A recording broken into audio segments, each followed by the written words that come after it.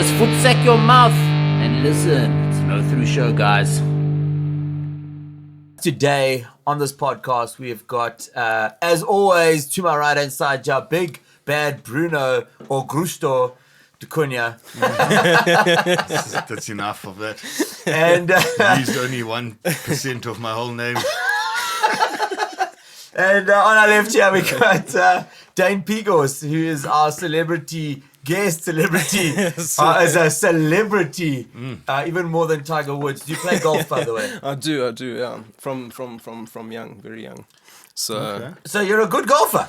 I'm not a good golfer. I haven't. I'm still failing. Played since you were very young. That's all that matters, isn't it? I've never got it. Yeah, you do have a professional sportsman in the family, though.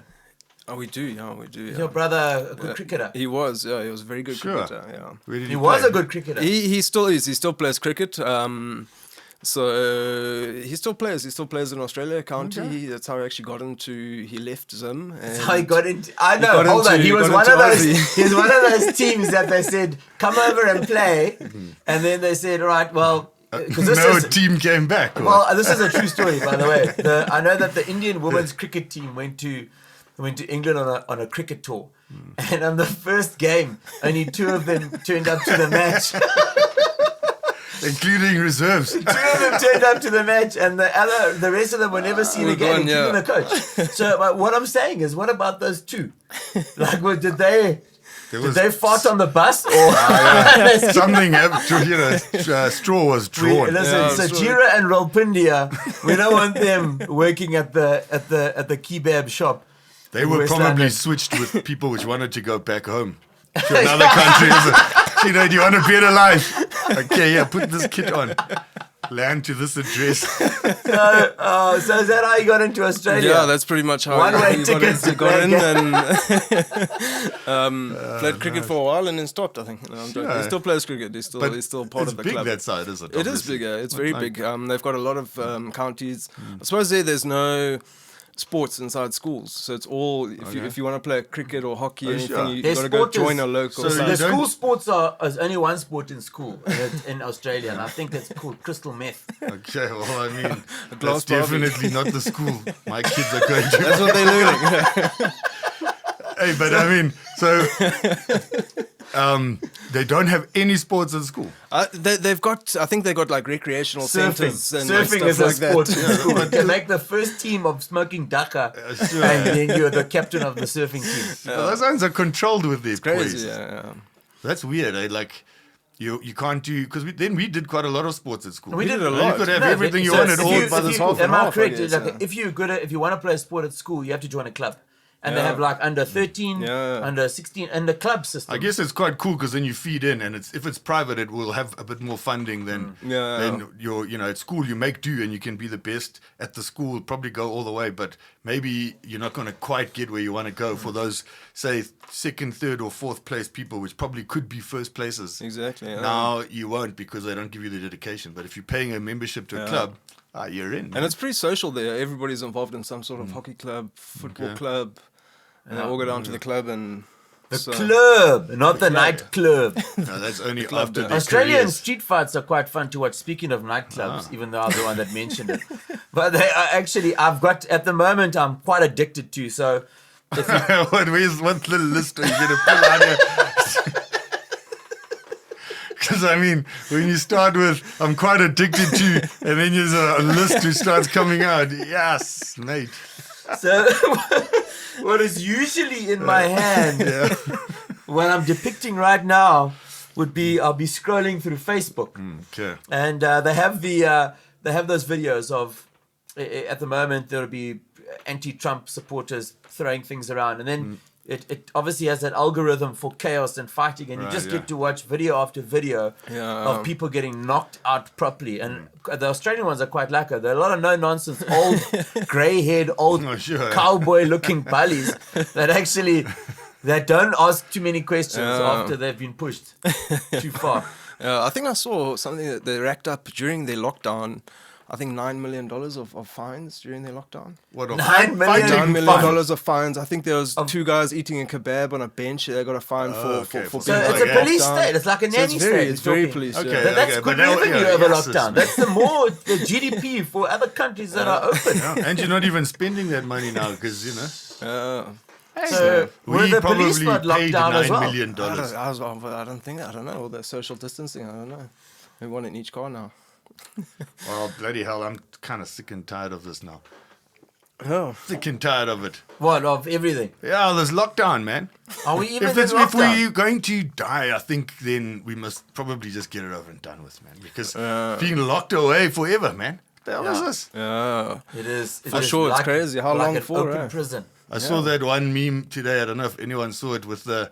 It had a patient sitting on a bed and a doctor, and she tunes, when is this COVID thing going to be over? And he tunes, I don't know. I'm not into politics. That's true, though. Yeah. It's a good flippin'. That's 100% true. Yeah. But I see it's coming back. We've had quite a few inquiries and stuff, so it's all coming back. Hey, well, listen, let's get back to your travels.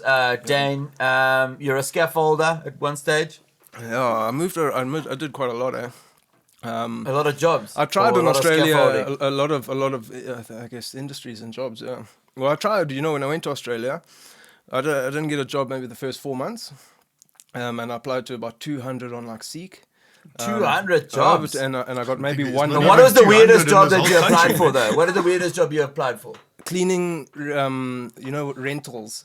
So when those tenants move out, a cleaning Professional service clean. comes in and you clean the walls and clean And it clean the down. spunk off the walls, Pretty basically. much, yeah. When you So- turn on that UV light, Ah, it's like you had a rave, dude. And guys have made like works of art on the wall with their hands even.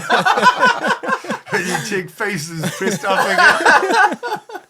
Screams for help. writing in Writing in semen on the wall. Help! If you're reading this, something's too late. happened to me. And then please call with an email address. call 911. Show them this UV spunk stain, please. So that was the kind of job. You know? that was the kind of job. That's interesting. Yeah, I did it for a while. And then I wanted to chef. I wanted to do chefing. I wanted to cook. But everywhere, none of them. This is all denied. I think out of 200 applications, did I you? maybe But got did you one say no. when they said place of birth? Did you say Zimbabwe? Zimbabwe, I think that that was was your it. first. That was your first problem. For sure, I think so. And then I just started training in commercial in mining, and got some cards and forklift tickets, and moved slowly. I was directed by some pretty good people into the avenues of what to do and take, and I started trained and applied on the sites and started working on the sites with my brother's been there for quite a while, so he's got involved in there. It's a good jam. That it's a good. It's a wicket, very good you jam, know? man. And people, yeah, it's a good jam. You're there for. I mean, you. Let's just call it.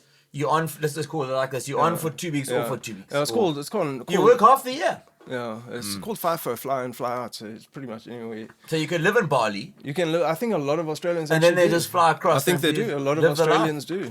Because it's cheaper to live cheaper in there. Australia and Yeah. drive to work. Plus, And you earn a good salary they're doing their Yeah. mining.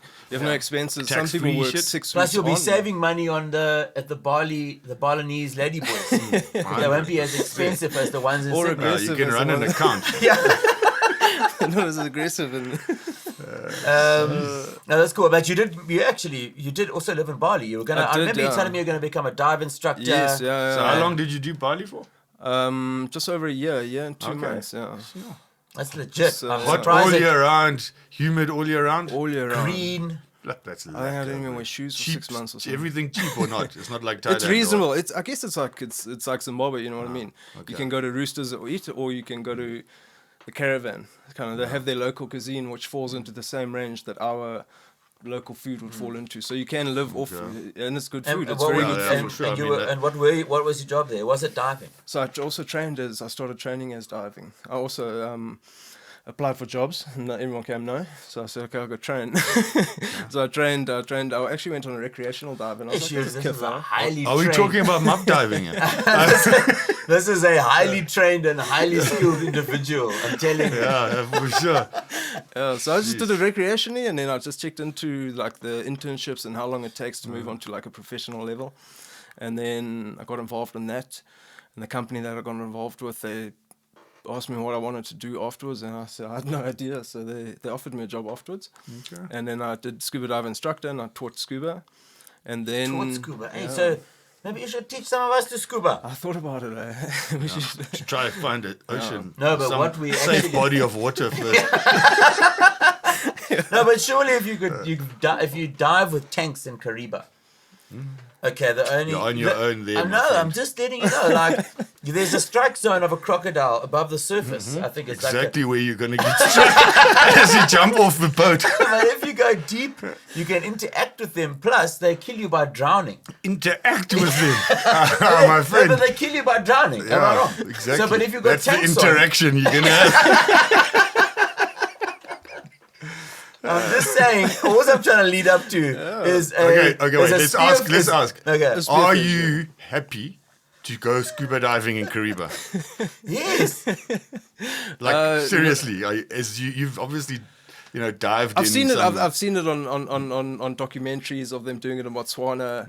In the river? And they're looking for crocodiles. And they're diving. Because they don't kill you underwater. I don't care where they kill you. That is not a good plan, man. It can't be. Well, that's I what thought so as well, and I watched it, and I was like, well. But we can go spearfishing. That's what I'm getting to. We can go spearfishing. Yeah.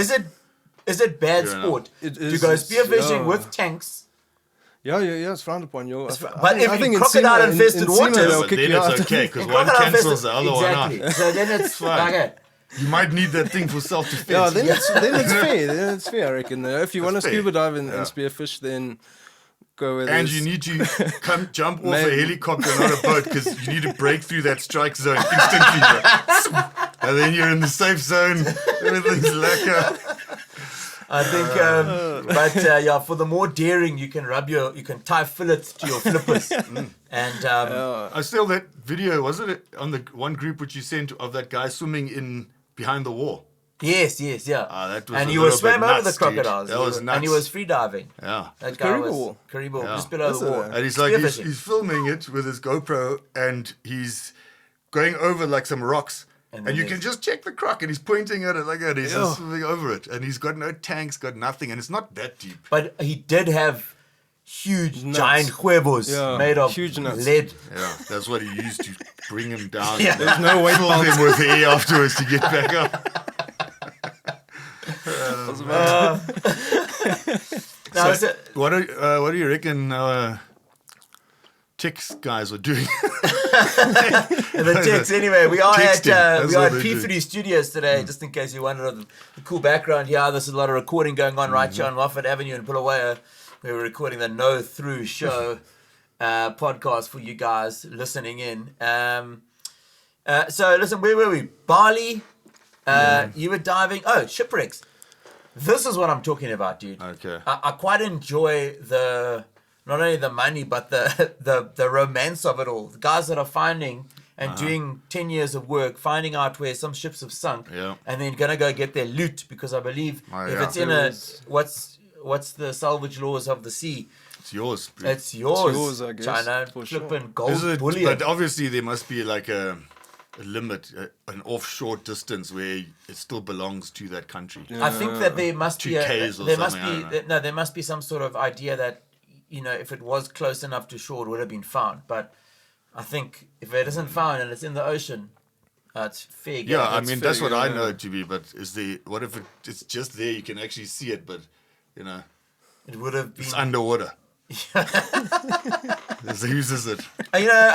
There was some. Because then we got to go claim Can somewhere everyone else. speak about these salvage laws then? Because if you go and haul something up, do you actually tell anybody? We just go on and do it on your own. Yeah, but you got to sell it. That's the thing. They're going to scheme. Where did you find this $100 million of gold? On 4th Avenue says he can sell anything. 4th Avenue in Lobengula Street. $100 million of gold for $1. Oh, by the way, Ernst, we are back to brick money here. Back to brick money. Because I went to the bank today to get a new temporary card. And got one, and let me just try and withdraw money for you. She doesn't even ask if I had money in the account because it means nothing. It means that she just schemes. Let me just go withdraw money for you. Give me your PIN. And I scheme, yeah. And she cut to the bank to the other side there, come back with a mint 500 bond of 5, so 100 mint notes, brick. Took it home to pay wages. I've got to bring another like 6 or 7 of those bricks now. For one own. If the people that are living overseas, our diaspora Zimbabwean friends, you must understand what we're talking about. We're talking about bond money, bond Zimbabwean dollars. Which we'll pick up in our next clip. All right, guys. Let's top up and fill up.